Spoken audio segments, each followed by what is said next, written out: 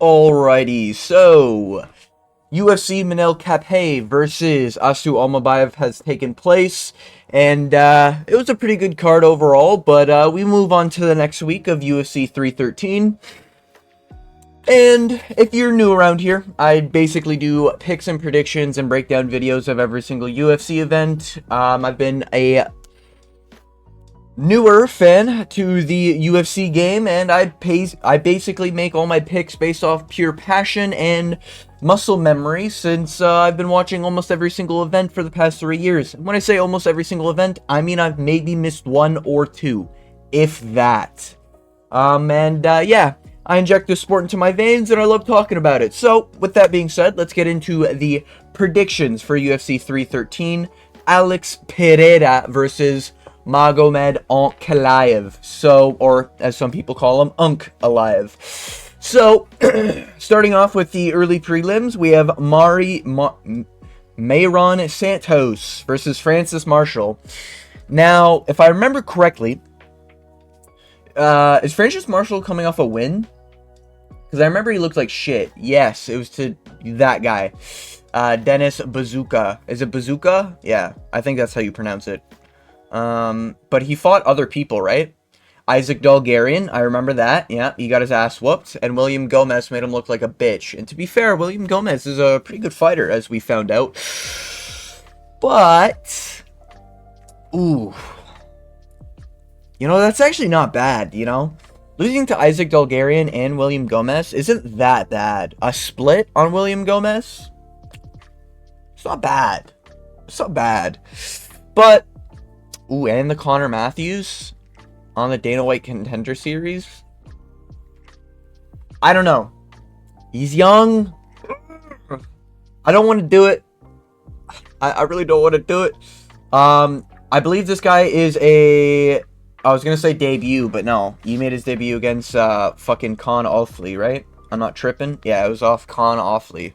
And if I remember correctly, Con Offley is just, like, kind of shit. So, these are two young prospects, and I guess we're about to find out which one's the fraud. I'm going to go with Mayron Santos, only because I've seen Francis Marshall kind of break and look like he's ready to quit inside the cage.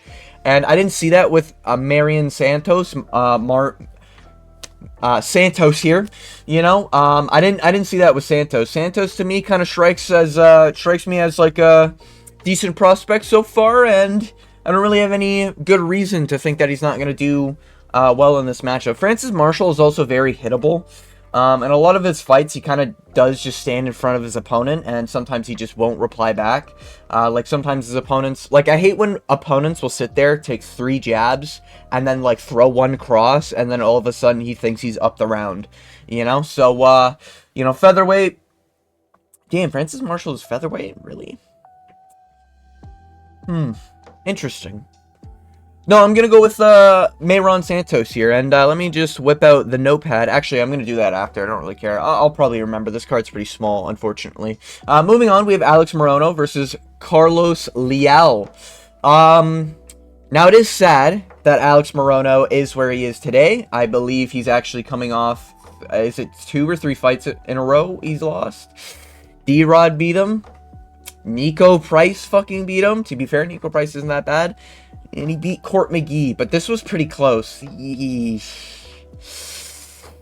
Ooh, making it close with fucking Court McGee last year, are we? You know? Admitted the Dirty Bird. It feels like Alex Morono should win, just because he's one of these fighters that, like, he'll just stay around because he has plot armor. You know, whenever, like, a character's supposed to die, and then via off-screen means he just comes back? That's, like, Alex Morono's whole career, you know? Like, he's not even bad, it's just that he gets, like, typically he'll get on he'll get shit on by anyone who's really good at something. You know, if they're a really good striker, Alex Morono's probably going to lose. If they're a pretty good grappler, Alex Morono will also probably lose. If they've got a really good physique, Alex Morono is typically gonna lose, you know? He's really telegraphed. He's not really getting any younger. 34. You know, it's not looking good, man. think I might go with Carlos Leal. Even though I do think that Alex Morono's got that fucking side character plot armor where he's just like, it's hard to get this character out despite going into plane crashes and fucking getting hit by cars and shit. Alex Morono just seems to keep on coming back with like that one win that keeps him in the column of the UFC roster. So I respect it, and I think Alex Morono could win. And his jiu-jitsu is kind of wicked whenever he's reacting with his jiu-jitsu is kind of when it's a little more wicked, like when he's trying to go, maybe not for a guillotine, but like when he's got the back, he's not that bad. But I don't know. I feel like Carlos Leal looked really good in his last fight. If I remember, yeah, against Renat. That was his debut against Renat Fakardimov, man. And he arguably got robbed. Ooh, it's a hard pick. I think I'm gonna go with Carlos Leal. I can see Alex Morono winning it, but I'm picking Carlos Leal. Probably Leal. Honestly, by decision. Morono's tough, even for a welterweight. Even for the welterweight that he looks like, which he looks like a really soy welterweight that belongs at middleweight, or that belongs at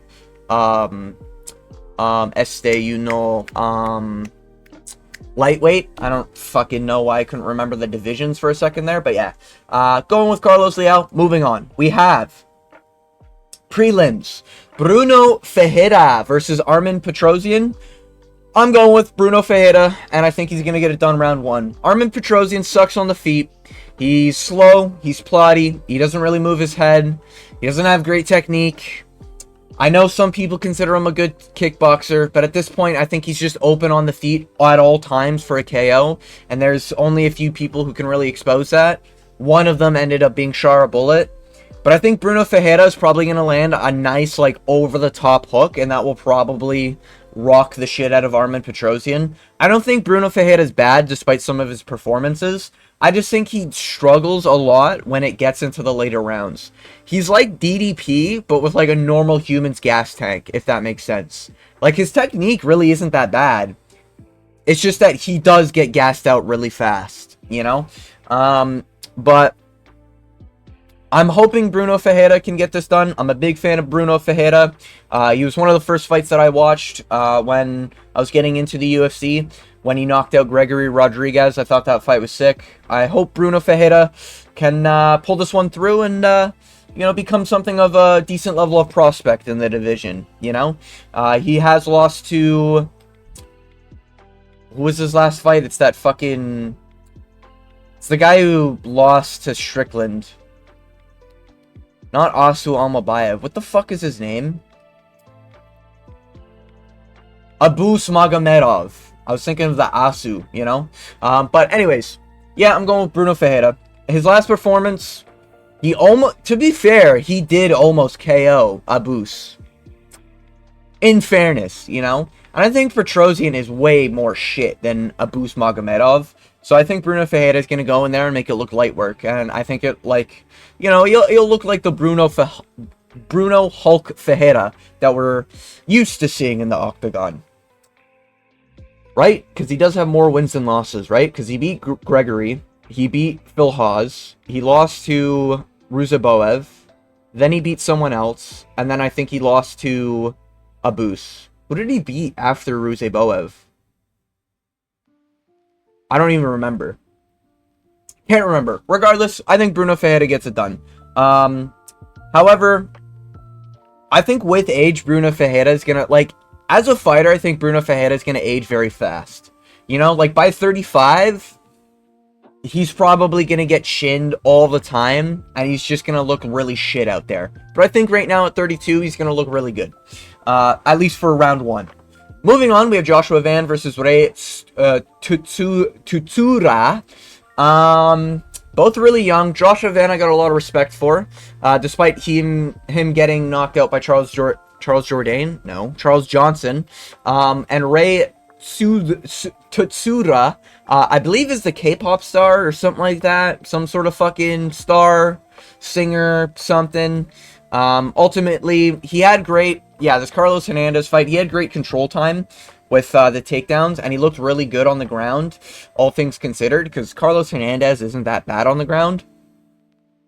But I feel like Joshua Van's got good takedown defense. And I think Joshua Van will be able to piece up Ray. And man, I think we're seeing a lot of people just know how to anti-grapple these dumb wrestlers who think they can just shoot raw takedowns, you know? And I think Ray is, like, faster on the ground and everything, but... Or, like, fast on the ground in terms of shooting a takedown and shit, but... I do think Joshua Van just really needs to sprawl for this fight and keep it on the feet, and if he does that, he probably... I don't think probably. I think he just wins this fight straight up. You know, a lot of the time... the type of fighters that Ray are is that they rely heavily on the grappling, and typically when the grappling doesn't work, they just don't know how to outpoint their opponent at all. You know, a lot of the times they'll get hit or stung by a jab. Typically the people who rely on grappling heavily, and when they get hit and stung, they slow down and they're not able to get back the round. You know, so I think Joshua Van's going to push the pace. I think there'll be times where Ray Tura is going to try to shoot takedowns on Joshua Van. Joshua Van's just going to sprawl them, you know, get to the fence, get up. If he does get taken down, or, you know, do some fence work, MMA grappling work, and just get out of the fence and keep it standing and piece the guy up. So, yeah, I'm going Joshua Van. I think he'll probably win 29-28. I think Ray will probably have one round where, like, there's an argument he won because of a takedown, but that's pretty much it. Moving on, we have Curtis Blades versus Rizvan Kuniev. Don't know much about this guy. I do think that this guy is this a this is a debut, and I believe this is the same guy who popped for PEDs. Am I right? Canceled bout against Martin Bidet, and he gets to jump all the way up to Curtis Blade, eh? Wow. The disrespect on Curtis Blade's fucking crazy. Jesus Christ. Bro, I hope Curtis Blade is, like, advocating for, like, at least $500,000 for this fight. That's fucked up. Overturned, no contest. I think that was the not looking good one for the fucking PEDs, or whatever performance enhancing drugs he was on. Yeah. Fuck off my screen. I think I'm gonna go with Curtis Blades, because Curtis Blades is actually tested.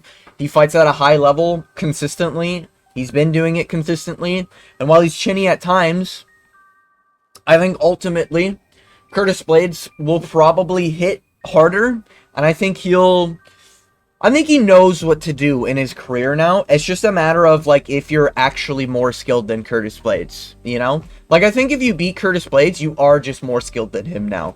You know, there was a time where, you know, Derek Lewis could get ahead of him by KOing him, but Curtis Blades has a fairly decent chin for heavyweight, even though, you know, he's been getting knocked out recently. I just think Curtis Blades is, like, a good fighter at heavyweight, you know? Like, top 5 for sure. So, not all time or anything, just top 5 currently. Top 5 for sure, I think Curtis Blades. You know, and I think he'd make it competitive with someone like Cyril Gane. Anyways, moving on, we have the main card already. Holy shit, it's only been 13 minutes. We have Bobby fucking Green versus Mauricio Huffy. Now, guys, if you don't know, I'm a really big fan of Bobby Green. I'm not going to call him King Green, even though, you know, he's deserved that title as far as the Octagon, as far as I'm concerned. No, I'm going to call him Bobby Green because Bobby's just a better name. But Bobby Green is a sick fighter. I love the way he fights. I love the way that he, you know, he's the essence of, like, live by the sword and die by the sword. You know what I mean? He will be cocky. He will shit talk. He will promote himself, beating your ass, everything like that. And then when he gets in the cage, he keeps that same energy, and he's trying to flex on you all the time when you whiff shots, and he's fucking brushing off his shoulder like nothing touched him. So I think Bobby Green here is a sick fighter, but he is, what, 38?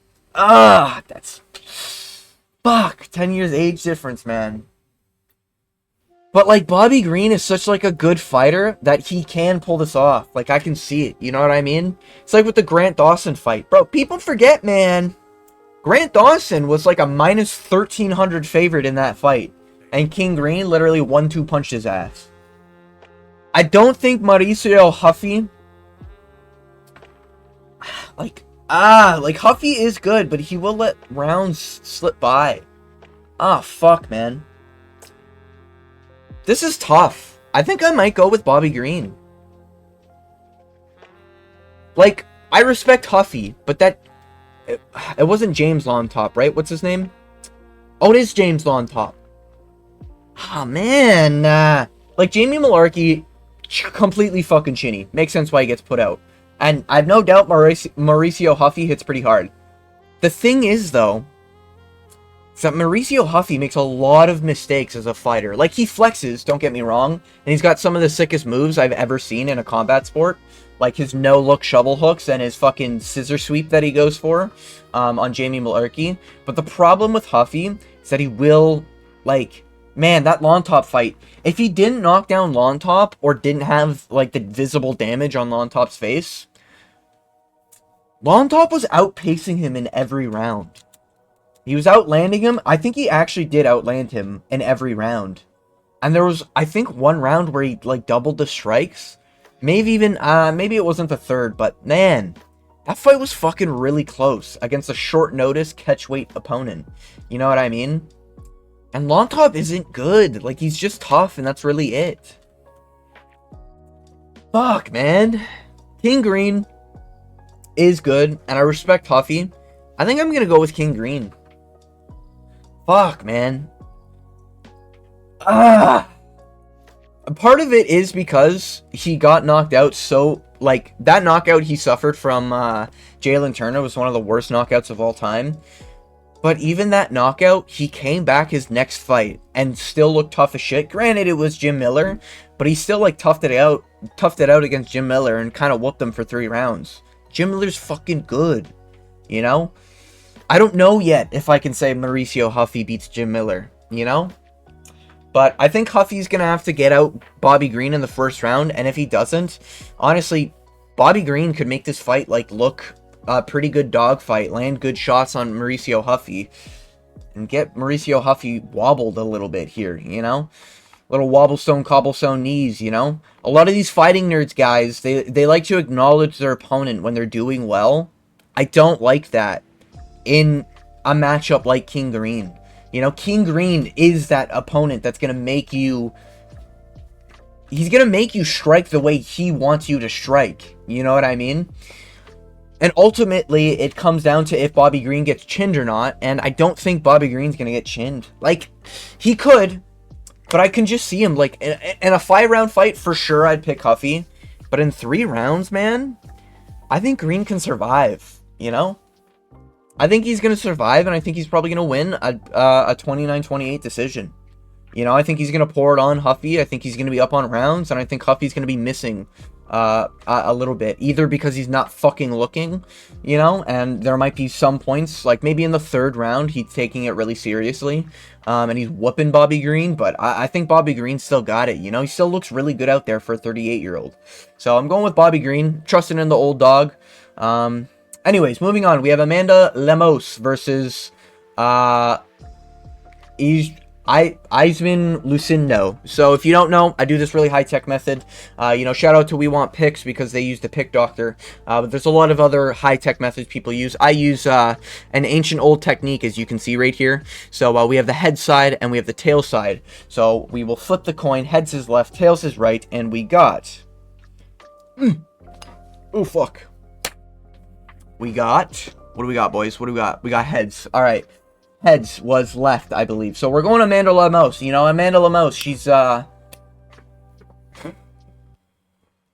know, she's more experienced. Actually, that's technically not even true, because Lucindo has more fights. You know, Amanda Lemos is battle-tested, guys. There's no way that's Amanda Lemos. Are you serious? Holy shit. Holy shit. Anyways. Yeah, Amanda Lemos gets it done 29-28 split decision. Via close rounds. Moving on, we have Jalen Turner versus Ignacio Bahamundes. This might be a case where I go Jalen Turner. I haven't looked at odds or anything. Yeah, the KO over Manuel Torres. Sucks for Torres. You know, he knocked out Giagos, and these are a bunch of Ludovic did beat him, though. You know, beating Trey Ogden, who cares? You know, Zuron. Yeah, I'm going to go with Jalen Turner. Jalen Turner is a weight bully, and he thinks he's the main character, I think is the right way to put it. Holy shit, they're the same height. God damn. But I do think Jalen Turner's like a good striker. Like, he's not a great striker, but he's a good striker. I think Inaccio's kind of been relying on like finishing his dog shit opponents, and like his opponents not really being that good. I think Jalen Turner's at least good, you know? So I think Jalen Turner's going to get it done. I think he's probably going to get a knockout here. I could see a round 1 knockout from Jalen Turner. The dude hits fucking hard, you know? Especially because he put out Bobby Green with a 1... I think it was literally just a 2 that put him out, right? As Bobby Green was trying to back away and he just gets clipped. Fuck, man. Damn, what a KO. But Jalen Turner, weight bully. Record looks like dog shit. Clean it up, brother. What the fuck are we doing? Yeah, I'm going with the Tarantula. Round 1 KO. I think he gets it done. I don't think Ignacio's really that good. You know, doesn't really look like he's got the best chin either at times. So, you know, Jalen Turner's got a reach advantage. He normally does. It's going to feel right at home. Moving on, we have the new co-main event. The new co-main event, Justin Gaethje versus Rafael Fiziev on short notice. Now, this fight I did see odds. I'm kind of shocked that Fiziev is the short notice opponent. Justin Gaethje has already beat this guy, and while it wasn't clear that he beat him, he did beat him. And then on top of that, man, this is such a hard one, because Fiziev is coming off the layoff, but before Gaethje was coming off the layoff. Now Gaethje's been active, but he's coming off a KO. Bro, this is actually a tough one. I know Fiziev is the favorite. I don't know, man. Fuck, man. Bro, Gaethje's one of these guys who just fucking has not main character, bro. He's just got fucking plot armor, where he just can't seem to get out of the best friend of the main character. You know what I mean? Like, fuck, man. He's like, I don't even know. He's like the, I'm gonna say Banana Guard from Adventure Time, but I don't think that'd be accurate. What would be an accurate sum? He's like the... Yeah, he's just a side character that, you know, he'll never get the belt, but, like, he always puts on great performances and goes to war. So, I respect Justin Gaethje. I think this will be a war. I think... Fuck, it's so hard, man. I think someone gets put out, and you know what? I'm gonna go with Fiziev. I know it's risky, but I do think the scenario of the first fight were really beneficial for Justin Gaethje. And I think when you look at Justin Gaethje, he's been losing all of the rounds recently. Like, his best performance was against Fiziev. I know he head kick KO'd Dustin Poirier, but he lost the first round, and he was losing the second until he came back with a Salt Lake City head kick. Salt Lake City head kick. I respect it. Sick KO. Absolutely wild. But, like, I don't think that's going to work on Fiziev. You know what I mean? And against Max Holloway, he was down 4-1. You know? And the one round that he did get, it kind of seemed like Max Holloway kind of let him get the round. You know, Max Holloway wasn't really trying to push a pace or anything. You know, he did kind of knock down Max Holloway as well. But Fiziev, in the first fight, I believe in the first round, he had a cut above one of his eyebrows. And then the other round, or in the second round, he got a cut below his eye, like below his other eye. And that was just causing, like, fuck, I can't speak, man. I don't know what it is. Jesus Christ, man. Holy shit, I need to get tested for a speech impediment. But regardless, yeah, I think the first fight, Fiziev really did have, like, a bad RNG, if you will, where there was a cut in each, or near each eye, in the first 2 rounds. And then in the third round, even though I thought it was pretty close, and he even won those rounds, though. Like, he won one of those rounds he got cut in. But Gaethje didn't take anything, man. I think I'm going to go with Fiziev, and I think I'm going to go with Fiziev KO. You know, Fiziev seems like a guy who's always in the gym, but I am worried about the knee, and ultimately this could just be a case where it's just like, oh, Fiziev has a bad knee and it blew out again. But he's taken enough time off, you know, he's entering a prime age. Justin Gaethje only got older. he's not been winning rounds recently, man. You know, he's very hittable. His nose is very breakable. You know. But I respect Fiziev for taking the fight on short notice, but it is short notice, and you're coming off an injury. But he says he was getting ready for Gamrot in February. You know, like there's a lot of factors here, but ultimately I'm gonna go with Fiziev by KO. Moving on to the main event, we have Alex Pereira versus Magomed Ankalaev. Alex Pereira needs no introduction. This guy might be the best combat sport athlete of all time. He's going to be taller than Ankalaev. Didn't know that. Knew he had the reach advantage, though. Alex Pereira's been on a tear, and it felt like it's kind of been a little bit since we've seen him, even though he just fought in fucking November. But that's how active this dude is. Alex Pereira, fantastic fighter. Love him. I know he's kind of getting older, but I don't really think that, like, I don't think age is really affecting him that much. He kind of has, like, that Jose Aldo effect where age is just a number to them. And ultimately, I think Alex Pereira is going to finish Magomed Ankalaev in round 1 or 2. Ankalaev is not a fucking wrestler. I don't care what anyone says. Just because you shoot a takedown doesn't make you a wrestler. You know? He just has grappling in his arsenal. But he doesn't fucking use it. You know? Rakic, if he just decided to throw a leg kick in each of those rounds, there's an argument it could have been a clear Rakic 3-0. You know what I mean? So, I don't know, man. Though Johnny Walker, like, wow, he knocked out Johnny Walker. Welcome to the club. You know what I mean? Like, it's just... I'm not sensing any power, you know? I'm not sensing any sort of volume either from this guy. He's, like, just barely winning every one of his fights. I think Alex Pereira is, like, the perfect matchup for Ankalaev. If Ankalaev wants to just stay basic and do his jabs and crosses, you know, he's not going to be throwing fucking wild head kicks and spinning wheel kicks and, you know, like spinning kicks to the body and shit, you know, knees up the middle. He's not going to be doing that shit. Pereira's going to be waiting. He's going to be throwing his leg kicks while they're not getting checked because Ankalaev doesn't know how to check leg kicks. I think Pereira's just going to find the KO, you know? Pereira's really good at knowing what his opponent is thinking, you know? So I think ultimately Pereira's just going to, like, lead Ankalaev into a sheep mindset, get him to think like, oh, you know, oh, my leg just got hit. Okay, now I'm going to go for this strike, and then Pereira's just going to catch him, you know? And Ankalaev is very basic, and if there's anyone to figure out how to get into a basic style, I think Pereira's going to do it. Ankalaev is kind of like a shit Sean Strickland. You know? He doesn't take damage that well. He's a shitty volume striker, but shitty... He's less volume, but only he's like 90% less volume with only a 10% power increase. You know what I mean? Like, his strikes don't look like they do any damage. You know, he doesn't even cut his opponents more often than not. You know what I mean? Like, they're not good performances. Like, I don't like this for Ankalaev at all. I don't even mind Ankalaev as a person.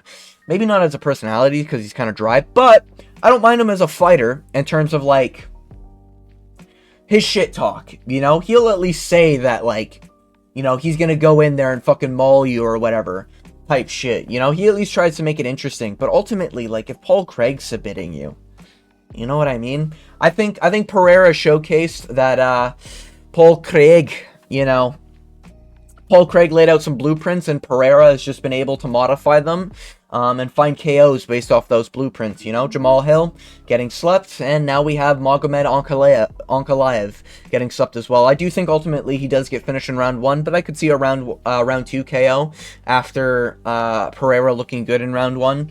Some people are going to say that his last performance against Khalil Roundtree was pretty bad. He was on ibuprofen. That was affecting his autoimmune system, which was making him more tired. The fact that he even made it to 4 rounds and made it competitive into the 4th round, to me, speaks volumes of, like, Pereira's got good cardio. I'm not worried about Pereira ever gassing, even if this does end up being a grappling match, which it won't be. And ultimately, Pereira's takedown defense and, like, submission game, I don't even think is that bad. You know, like, I know he hasn't used it in the octagon yet, but I can see Ankalaev getting rocked or wobbled and trying to initiate a clinch or shooting a takedown, and Pereira just latches up like a fucking, like ninja choke or some shit, or like a fucking standing guillotine, Lyoto Machida John Jones style. You know what I mean? He almost had it in against fucking Jan Blachowicz. That was pretty close. I think that was round 1 as well. You know, I like this fight for Pereira. I know he's just getting older, but I think Pereira's just him. You know, I don't think anyone's gonna really take out Pereira before Pereira decides to retire. You know, he fucking. You know, I think Yuri would actually beat Magomed Ankalaev. You know, I think Jamal Hill could probably beat Magomed Ankalaev here. You know, like you have to have man, you have to have like a really large amount of power in order to knock out Pereira at light heavyweight, or you have to be able to set a pace better than Pereira's striking. Not anyone can do that yet, you know? I think the best style to beat Pereira is someone like Yuri, but unfortunately, Yuri got slept twice. So Pereira's king, you know? So I think Pereira gets it done. I think he's going to make it look easy, and I think Magomed Ankalaev's going to get fucking exposed, and everyone's going to be talking about how, like, wrestling doesn't fucking matter, because this guy's not a wrestler just because he's got Ev in his name, or Ov, you know? Ankalaev, you know? Fucking, man, not all Russians wrestle. I don't understand why people don't get that. Anyways, regardless, I'm going with Alex Pereira. That's been my picks and predictions for UFC 313. Alex Pereira versus Magomed Ankalaev. And I think I gave a detailed prediction of every single fight. I will be breaking down the card most likely. Now, to all my fans out there who are eagerly awaiting my Killing Floor video that I'm doing a review on my beta experience and a review on the community as a whole, kind of. I'm still working on it. There's still a lot of things I'm going through. It's the first video I've ever done a script for, and it is a much longer video than I initially thought. So, it's going to take some time, but it will be out before the game launches. I will be probably doing a lot more Killing Floor content, you know, while doing also the MMA stuff, because I just do videos that I'm passionate about. So, if you want to stick around, feel free to hit that subscribe button, hit that notification bell. I want to thank you for watching, making it all the way to the end of this video, and ooh, as always, I hope you have a good day.